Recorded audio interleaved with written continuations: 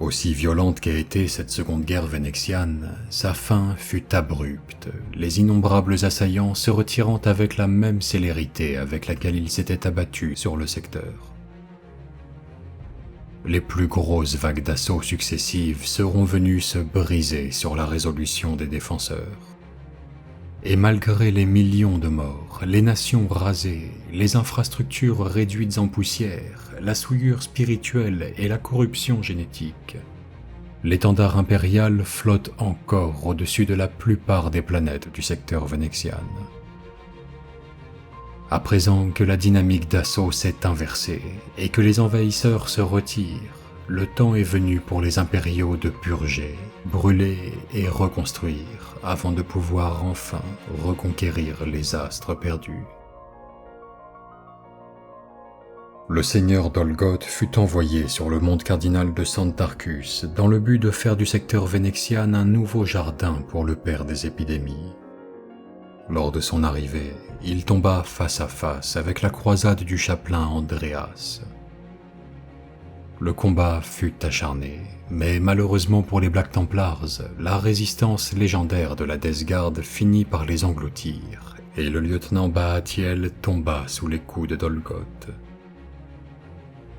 À la vue de ce massacre, Andreas succomba à son tour aux assauts des ruchiers. Les serviteurs d'armes, dernière force encore debout, se précipitèrent à la recherche de renforts. Prévenu de l'avancée du seigneur d'Olgoth par ses serviteurs Black Templars en fuite, le capitaine Lucifer des Lions de Némée décida de lui couper la route lors de son ravitaillement. Dolgoth ne fut pas surpris par l'arrivée de renforts et ordonna aux drones de faucher le premier groupe d'intercesseurs. Les coups furent rendus et le lieutenant Zéraël éradiqua la horde de véroleux, laissant le champ libre à Lucifer pour s'occuper du reste de la Death Guard. Prenant l'avantage, les Lions de Némée se lancèrent dans un dernier assaut contre Dolgoth, le terrassèrent et s'emparèrent du ravitaillement. Le 15e régiment d'Elessar, en faction sur Santarcus, devait récupérer un largage de matériel, mais leur surprise fut grande lorsqu'ils virent surgir une légion de la peste sous les ordres du démon Mormo. Investissant les habitations, les gardes prirent position, mais ratèrent leur première salve de tir, tandis que les démons se riaient d'eux.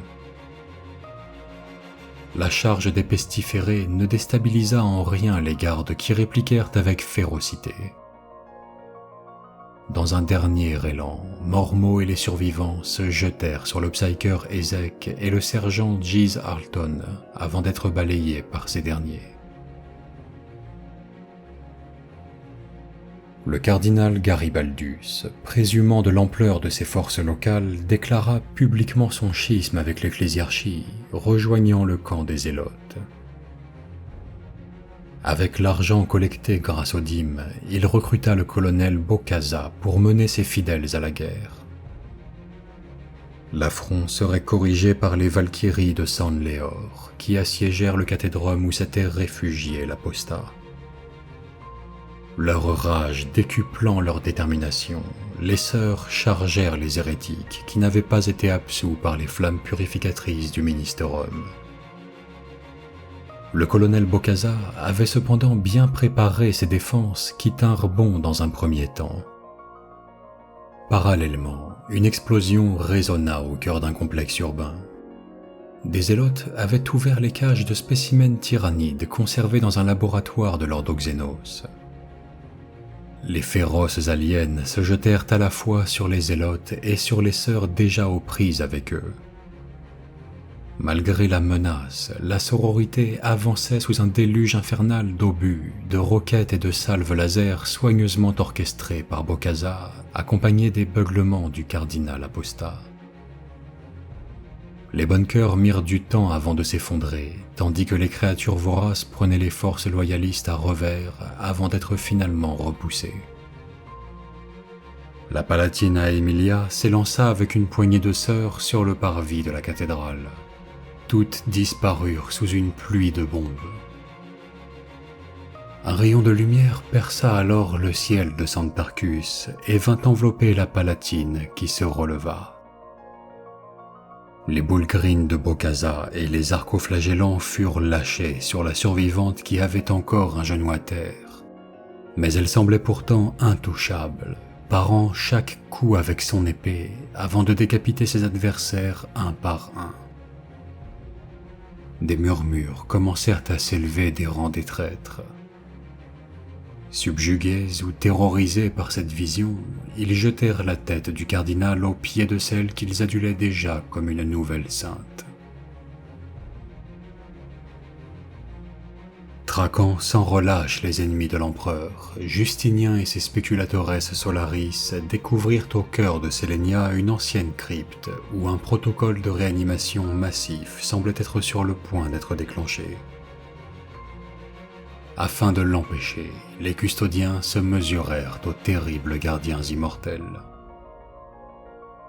Ashura et son garde du corps destroyer Skorpek, à la tête d'une phalange de factionnaires, tentèrent de résister aux serres de l'empereur. Mais les custodiens les écrasèrent jusqu'au dernier et purifièrent la crypte. Invaincue, la sainte planète cardinale sera restée un fanal d'espoir tout au long du conflit pour les forces de l'Imperium dans le secteur. À présent, cette victoire éclatante rayonne comme une preuve que l'empereur a toujours veillé sur ce sol sacré, raffermissant l'autorité du cardinal astral Lazario. Bien d'autres problèmes attendent la perle du secteur, à commencer par les purges de sa propre population pour mettre un terme aux guerres intestines et pouvoir enfin entamer la reconstruction. Le 35e régiment des premiers-nés vostroyens se déploya sur le mont de Forge de Rutilia, à proximité d'une carrière, un site jugé sensible, la foreuse étant particulièrement convoitée par la Death Guard. Le commandement impérial souhaita utiliser le terrain à son avantage.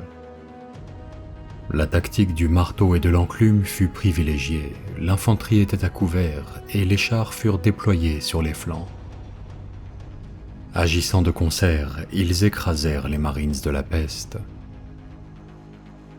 Noyés sous un flot incessant de salves de laser et d'obus, les guerriers de Nurgle ployèrent mais ne rompirent point, confirmant leur résilience légendaire. Ils purent encaisser les blessures et parvenir au corps à corps, où leur sauvagerie tailla en pièces un grand nombre de Vostroyens qui durent finalement battre en retraite.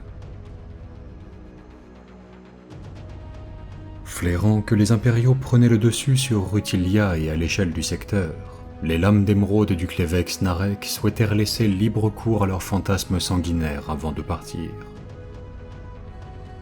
L'officier Grégory Olmec ordonna à ses troupes d'ouvrir le feu et nombre d'Eldar noirs périrent face à l'élite de l'Astra Militarum. Hélas, des mandragores prirent à revers les Tempestus, les hurlements des humains se mêlèrent aux râlements de plaisir des assaillants, et les rares survivants furent enchaînés, leur laissant présager un futur peu enviable. Enivrés par cette victoire, Narek et sa cellule décidèrent de s'attaquer à un dépôt du Munitorum où étaient stationnés les Blood Angels du sergent Yvain, leur nom sonnant comme une invitation au meurtre pour les lames d'émeraude. La réactivité des incursors de la 9e Légion perturba la cohorte du Rukari qui perdit plusieurs de ses guerriers. Bien que déstabilisé, Narek lança une nouvelle fois ses mandragores contre les anges de Baal. Stoppés dans leur élan, les Marines furent lacérés et réduits en charpie. Yvain et plusieurs de ses frères rejoignirent les captifs afin d'assouvir les plaisirs pervers des sombres Eldar. Arborant un sourire carnassier, Narek et sa bande furent ensuite surpris par un culte du chaos universel obsédé par les constructions en octilite, les serviteurs de l'Abysse. Disciples et invocations se jetèrent sur les lames d'émeraude à chaque ordre et incantation prononcés par les jumeaux psycheurs Ronin, Khalil et Jamir. L'effet de surprise, conjugué à la brutalité des hommes bêtes, amenuisèrent les rangs de Rukari. Leur salut vint de la mandragore Darkseid et de Narek lui-même, qui auxirent les frères Psykers en profitant de la cacophonie des combats. Dépourvus de chef, les cultistes paniquèrent en hurlant, tandis que les incubes les découpaient vivants. La foi nouvelle avait su parler aux mutants et aux reclus du monde forge.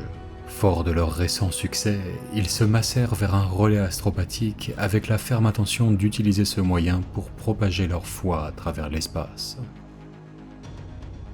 La place était savamment défendue par des forces de l'Adeptus Mechanicus.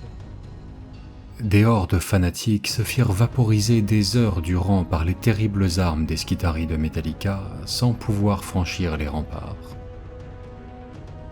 Ce fut la mort brutale de l'apôtre Hilda, écrasée par un immense poing robotique qui causa la débâcle. Ces centaines de martyrs seraient loués, mais un coup sévère avait été porté à l'insurrection zélote. L'Alpha Legion commençait à tisser sa toile au sein de la population rutilienne sur les territoires contrôlés par le capitaine orc Lugbur. Leurs intérêts désormais menacés par l'expansion pauverte, l'Hydre incita le peuple à se soulever contre Lugbur. Les nombreuses batailles avaient endurci les boys du Big Boss, et malgré de nombreuses pertes, ces derniers éradiquèrent les Rutiliens ainsi que la 20e Légion sur place. Auréolé de cette victoire, le chef orc vit de nombreux autres clans se joindre à lui, promettant encore plus de combats. Lugbur rassembla une immense oie aussi hétéroclite qu'effrayante. Un bizarre boy susurra à son oreille l'emplacement d'un truc qui brille sur Rutilia. Souhaitant accroître son pouvoir et sa renommée, le chef mit en branle sa horde afin de récupérer l'artefact. En retrait du conflit jusqu'alors, le vaisseau-monde Luganat dépêcha ses guerriers aspects pour soutirer la pierre noire Nécrontyr qui faisait l'objet de la convoitise des peaux vertes. Malgré l'expérience et l'invocation d'un avatar de Cain, les Eldari ne purent mettre la main sur la pierre irradiante. Les nobs étaient simplement trop nombreux pour qu'ils puissent les contenir. Après plus d'une année terrestre standard complète de guerre, les forces en présence sur Rutilia se sont complètement étiolées, résultat d'un conflit acharné et chaotique entre les différentes factions. Malgré les assauts incessants, les forces rutiliennes tinrent bon et firent perdre le goût de la guerre à leurs adversaires. Mais cette victoire fut acquise sur le fil, et alors que les assaillants se retirent dans la débâcle, le monde forge déjà ravagé par la première guerre vénéxiane peinera à se relever au niveau de sa gloire passée.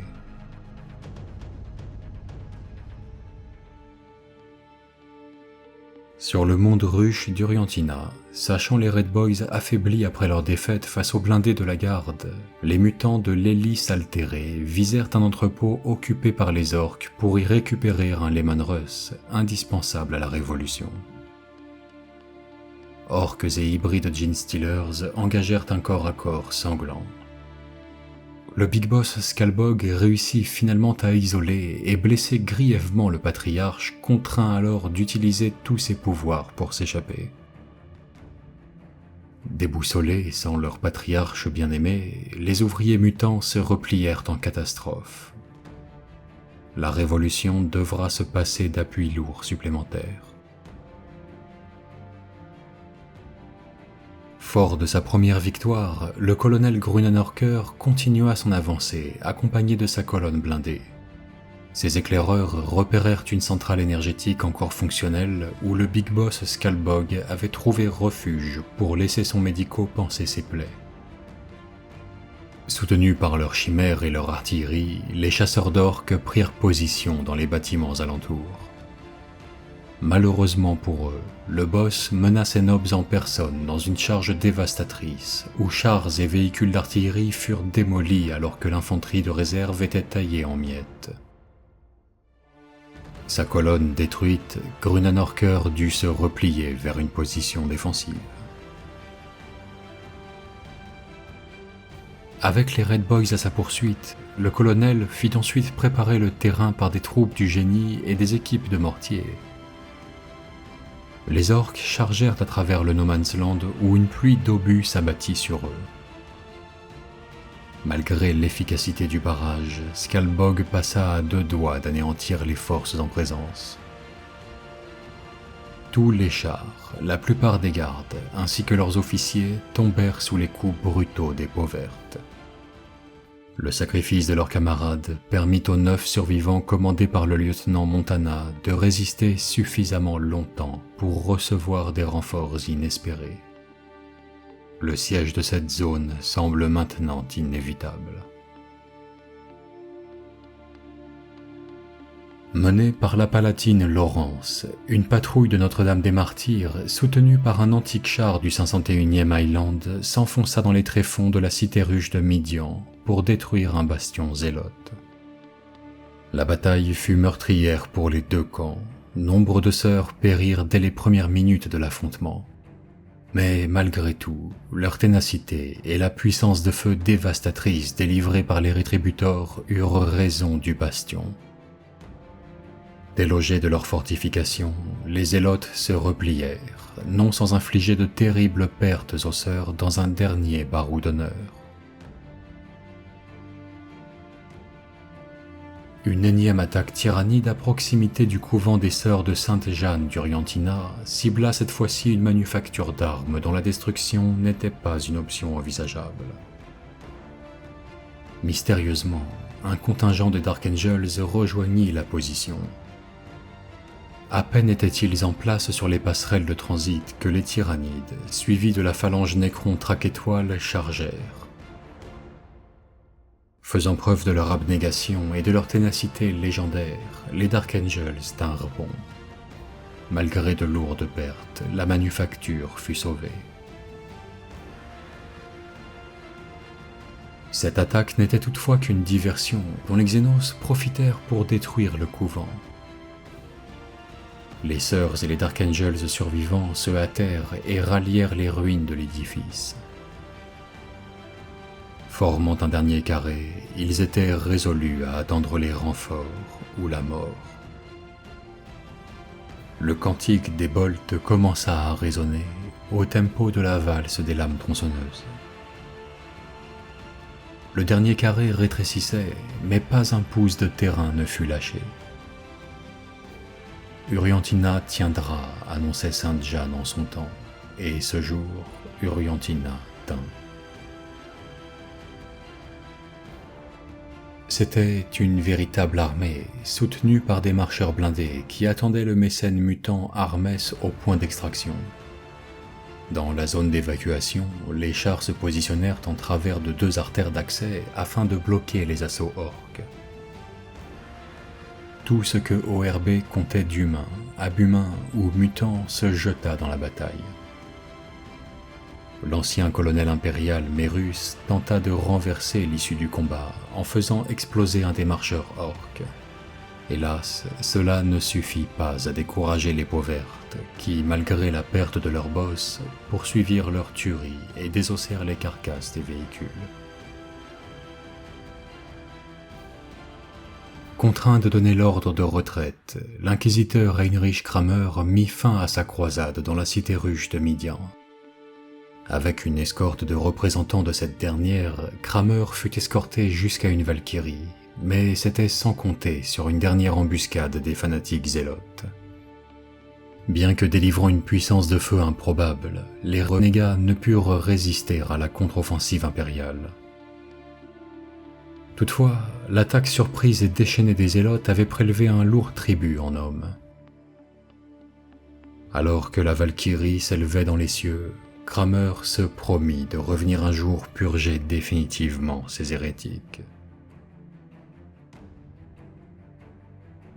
Incapable de repousser les immenses hordes de cadavres ambulants, le carnaval rouge était désormais proche de l'extinction.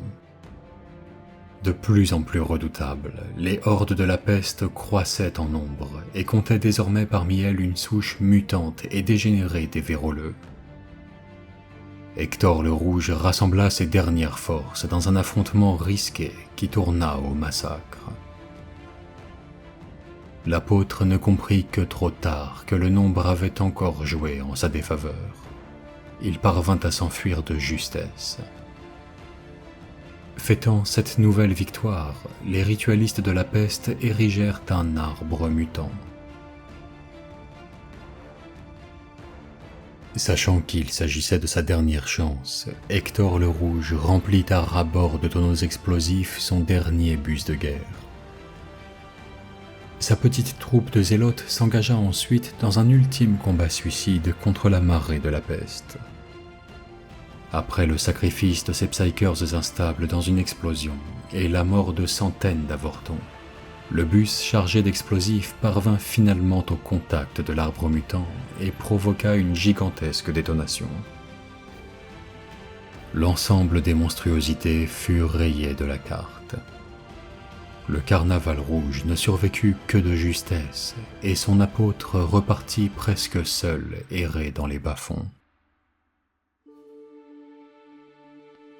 Le monde ruche a subi des assauts sur tous les fronts, pris entre les zélotes fanatiques, les séides du chaos cherchant à corrompre tout au nom des dieux sombres, et les pirates xénos avides de sang humain.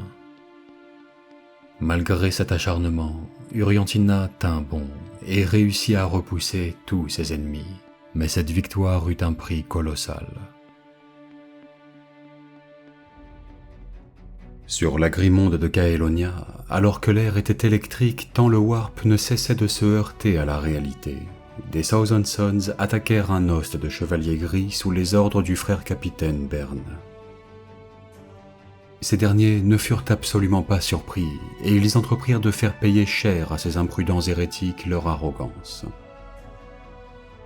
Très vite, l'odeur de la poudre des bolteurs se mêla à celle des tripes et de la poussière. Seul un sorcier et 2 escouades de Rubricae quittèrent le champ de bataille devant les fils de Titan victorieux. Laissant les forces de l'inquisitrice Dora assurer ses arrières face aux hérétiques, le chapelain Uxantis du chapitre des Nihil Angelus partit pour demander des renforts dans un couvent de l'Adeptas Auroritas. Cependant, il ne trouva sur place qu'un monastère dévasté où des machines purulentes dévoraient les cadavres des sœurs. Une escarmouche s'ensuivit sans que l'un des camps ne puisse se déclarer vainqueur. Mais le chapelain parvint à récolter de troublantes informations à propos de ses mystérieux ennemis. Il apprit non sans surprise que c'était l'inquisitrice qui était à l'origine de ces engins possédés. Dora les avait créés afin d'annihiler le couvent qui était tombé dans la foi des zélotes de Fiona la Noire. Uxantis fut alors contraint de choisir un camp dans une guerre qu'il ne pouvait gagner seul. Il choisit de rejoindre le capitaine Talaprima des Black Templars, qui l'avait libéré des mains des Tyrant Slayers. Ensemble, ils firent face à la vengeance de ces hérétiques. Menés par le prince démon Viscar, ces derniers étaient épaulés d'éléments de la Black Legion sous les ordres du seigneur Néménorz, un vétéran de la première guerre vénéxiane. Si cette alliance impie parvint à faire trembler les défenses des Nihil Angelus sous le feu de ses armes lourdes, la riposte d'un répulsor fit exploser un prédator au cœur des lignes hérétiques, renversant le cours de la bataille. Les séides du chaos durent fuir le sillage sanglant tracé par Talaprima, qui jura de libérer Caelonia de leur prédation.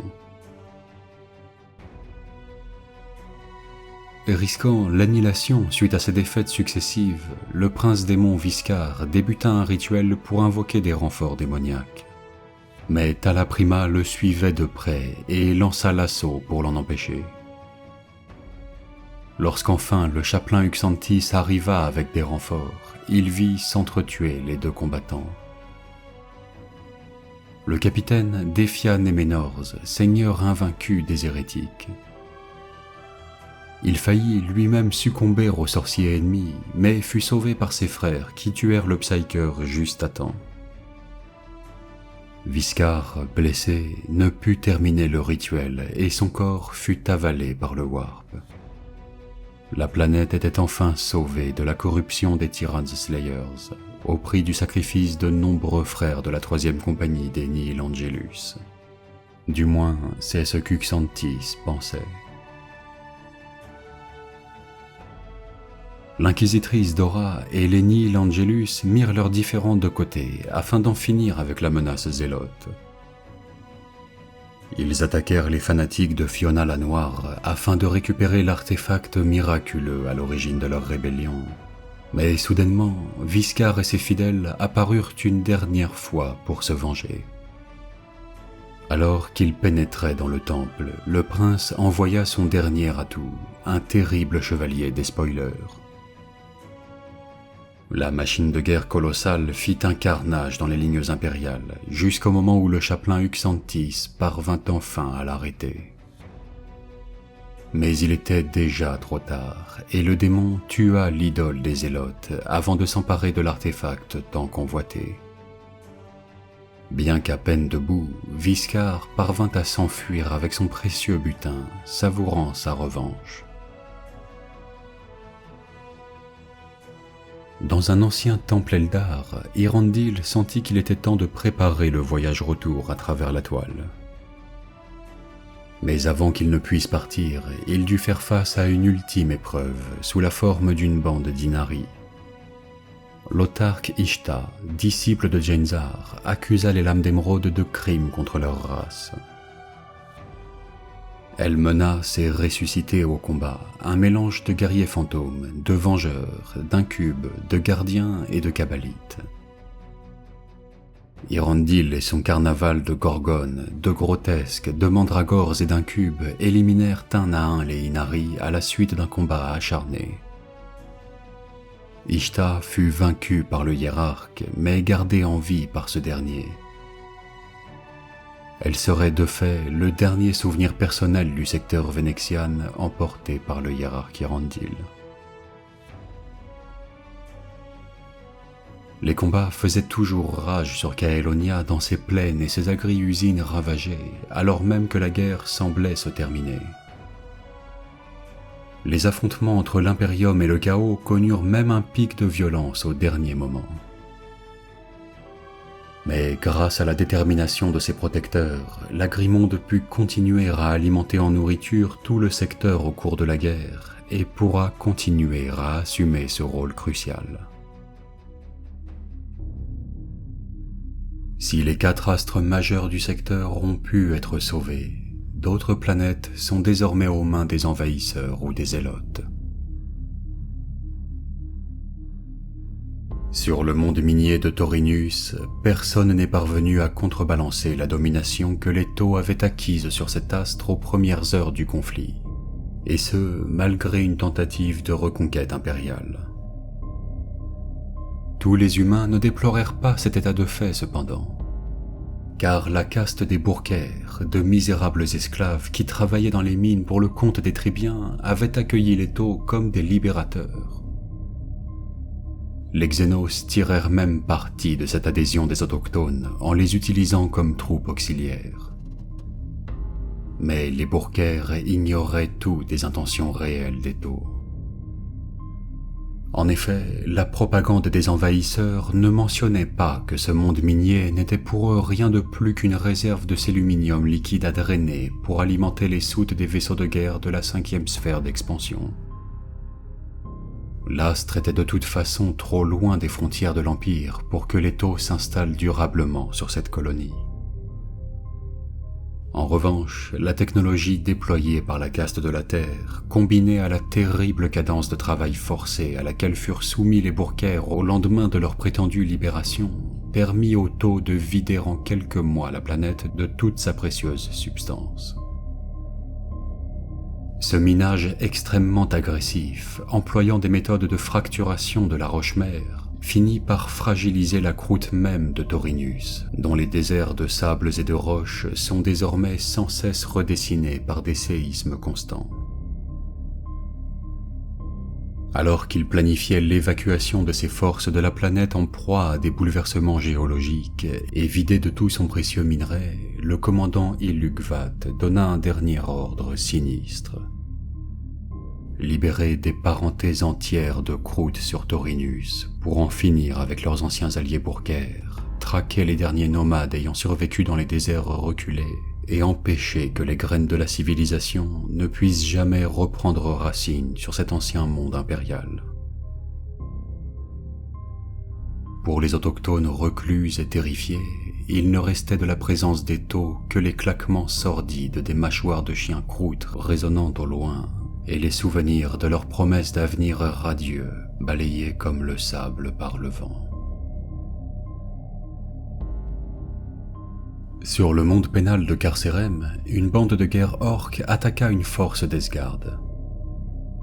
Le warboss de cette oie décida que Mork voulait châtier ces humains putréfiés. La charge fut d'une vitesse effroyable, le choc brutal. Les camionneurs, accompagnés des sangliers de guerre, se heurtèrent aux armures énergétiques rouillées, mais le poids du nombre était trop important pour ces vétérans boursouflés. Le warboss affronta le seigneur démoniaque, le démembrant sur place, sa monture dévorant les restes. Lors de leur téléportation, les Terminators tombèrent dans un piège et se firent massacrer. De nouveaux crânes allaient rejoindre les trophées du clan. Deux forces du chaos combattirent côte à côte afin d'exterminer une oie orque. À leur grande surprise, ils virent que les Pauvertes avaient renforcé leur rang avec des cultistes Genestealers. Nul ne saura jamais ce que les cultistes ont dû promettre aux orques pour cette alliance contre nature. L'artillerie chaotique ne fit que peu de dégâts et les forces rapides combinées des Xenos furent sur les Astartes hérétiques en un rien de temps. Les fils de Lorgar et de Mortarion ne pouvaient pas résister. Leurs meneurs et leurs élites assassinés, seules les machines démons restèrent debout, permettant la retraite du reste des renégats. Après leur première percée sur Carcérem, les phalanges nécrons du seigneur Mehensaf ont acculé les dernières forces impériales protégeant le gouverneur de la prison principale. L'Astra Militarum du commandant Estro se retrancha dans un secteur en ruine de la prison. Rapidement, les gardes impériaux comprirent qu'ils ne pourraient pas tenir. Il fallait donc évacuer le gouverneur.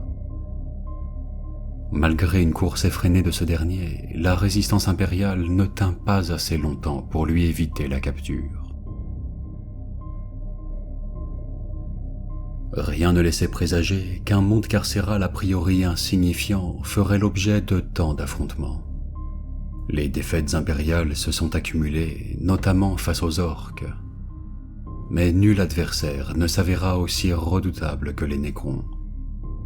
Tandis que les armées de l'Imperium se retiraient de cet astre, les Nécrons ne souffraient plus de la présence d'aucun rival. Ayant acquis la certitude que le directeur de la prison qu'il traquait était bien un ancien colonel du régiment des Vipères Noires, responsable du sac d'une crypte de stase secondaire de la dynastie 80 ans plus tôt, le seigneur Nécron Mehensaf fut pris d'un excès de rage. Il autorisa ses légions de destroyers à assouvir leurs pulsions meurtrières sur les prisonniers sans défense de Carcérem.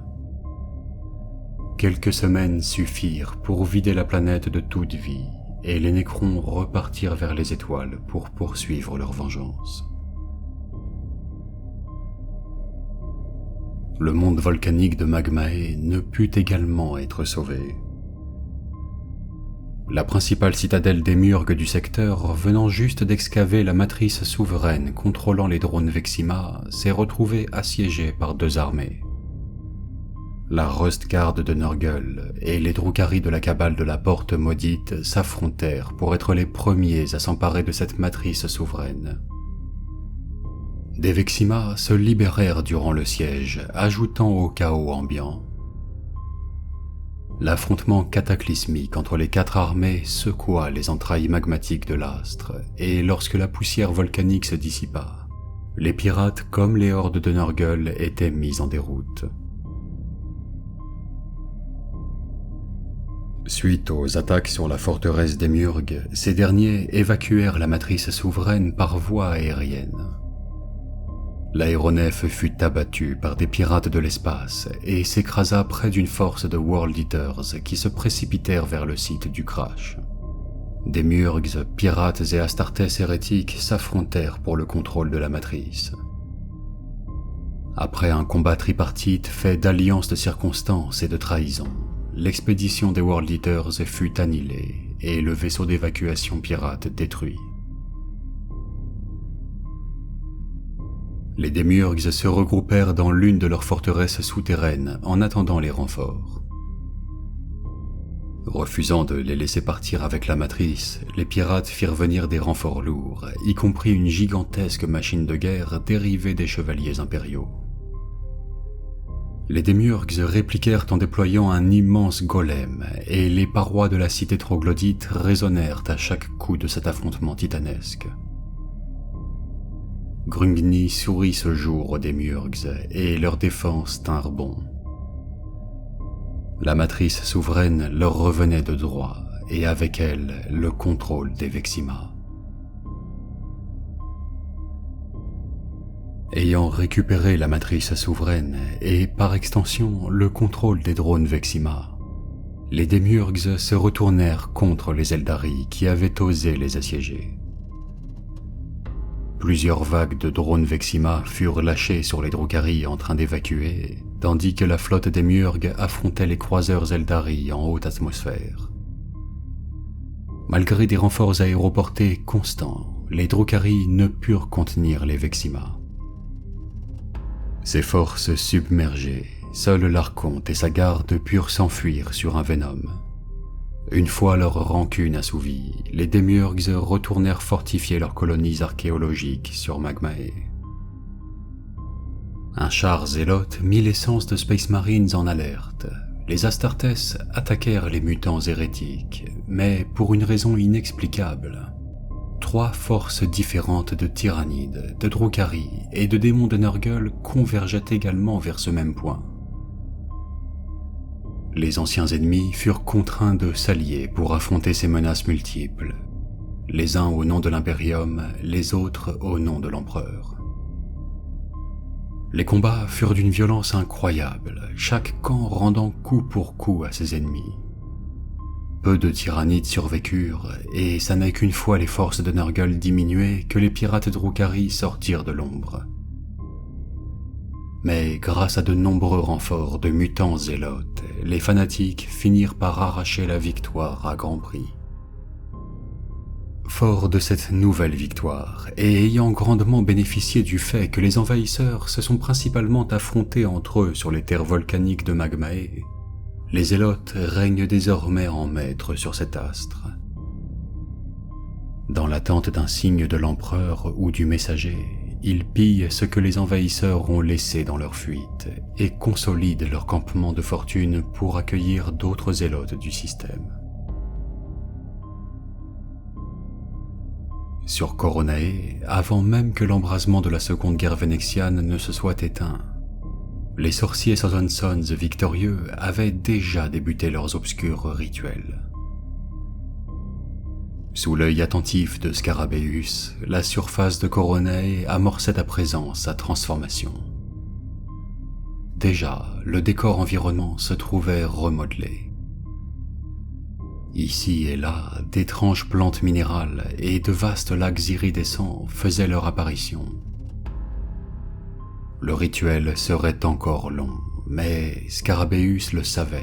Coronae était acquise et serait bientôt remodelée pour soir au dieu du changement.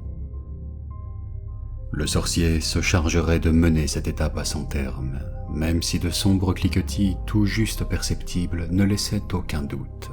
Les Nécrons reviendraient. D'autres batailles encore se sont déroulées aux dernières heures de la Seconde Guerre vénétienne.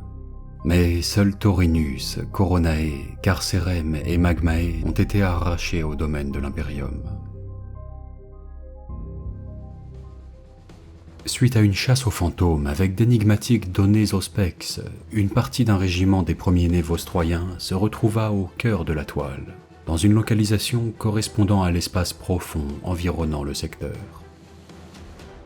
Dans l'antique réseau Eldari, les gardes furent attaqués par surprise par une armée orque. Pris au dépourvu, les Vostroyens tentèrent de dresser les défenses, mais les cultes de la vitesse orque enfoncèrent leurs lignes sur le flanc droit. Les sentinelles et escouades du flanc gauche tentèrent de repousser les Xénos en vain et furent massacrés jusqu'au dernier. Sur le monde inhabité de Piemontae, à proximité de Taurinus, des soldats de la force Aguerris reçurent l'aide d'une escouade de combat des Nihil Angelus pour traquer des hérétiques en fuite. Après les avoir retrouvés, ils affrontèrent les cultistes au cours d'un sanglant corps à corps. Les Astartes avaient rejoint le combat car des Tyrants Slayer avaient été repérés. Les Primaris prirent l'ascendant sur leurs frères renégats. C'est alors que surgit un prince démon qui les massacra avec une aisance déconcertante. Viscar n'était pas mort sur Caelonia, mais avait trahi ses propres frères pour atteindre le statut de prince démon grâce au rituel censé tous les sauver. Sur le monde volcanique de Panormus, les Celestian Reapers continuèrent leur reconquête de Malicity en s'attaquant à la centrale thermique du district, primordiale pour les Zélotes afin de se ravitailler en énergie. Les Zélotes se lancèrent en vagues inexorables pour protéger leurs précieuses ressources, mais ils furent anéantis et leur sicaire fut fait prisonnier par la garde. Après cette débâcle, les Zélotes se retranchèrent dans leur dernier bastion, là où tout se jouera pour leur avenir. Dans la cité bunker Celestia, les forces impériales dirigées par le chapelain Catro de la Death Watch débutèrent une contre-offensive pour repousser les tyrannides. Malheureusement, après plusieurs défaites, les Astartes furent coupés de toute retraite et se retrouvèrent sans espoir de renfort en plein territoire Xénos. Les hordes d'aliens se déversèrent sur les rescapés de la Death Watch. Les Space Marines ne réussirent pas à abattre le tyran, laissant la cité bunker en proie au courant carnassier. La défaite de la Death Watch ayant été annoncée aux Celestian Reapers, les gardes lancèrent un dernier assaut sur le culte zélote. Tous savaient que les tyrannides finiraient par les emporter, mais l'honneur d'exterminer ceux qui ont trahi l'empereur était plus fort. En sacrifiant l'inquisitrice d'Amphara aux yeux de tous, le culte révéla son lien avec Slaanesh dans l'espoir de recevoir ses bénédictions. La lutte fut longue et difficile, mais les blindés vinrent à bout des Zélotes. Le commissaire impérial, dernier officier survivant, tua personnellement le châtelain Albéric, seigneur et instigateur de la révolte zélote sur Panormus. Cette maigre victoire remonta légèrement le moral des troupes, avant que l'ombre dans le Warp ne s'abatte sur eux, laissant présager l'arrivée du courant carnassier. La Seconde Guerre vénétienne est à présent terminée, et elle est d'ores et déjà entrée dans l'histoire du secteur, avec des récits d'affrontements où l'épique le dispute à l'effroyable. Mais les exploits des défenseurs résonneront bientôt jusque sur des astres lointains. Comment un secteur a pu assurer sa survie au cœur d'un maelstrom de bataille, le confrontant simultanément à tous les ennemis de l'humanité ? À bien des égards, le collège des cardinaux tarcusiens semble dire vrai lorsqu'il proclame que leur domaine est béni par l'empereur. Mais déjà, les astres perdus de Magmae, Carcerem, Taurinus et Coronae projettent une ombre inquiétante sur les autres planètes du secteur vénétien.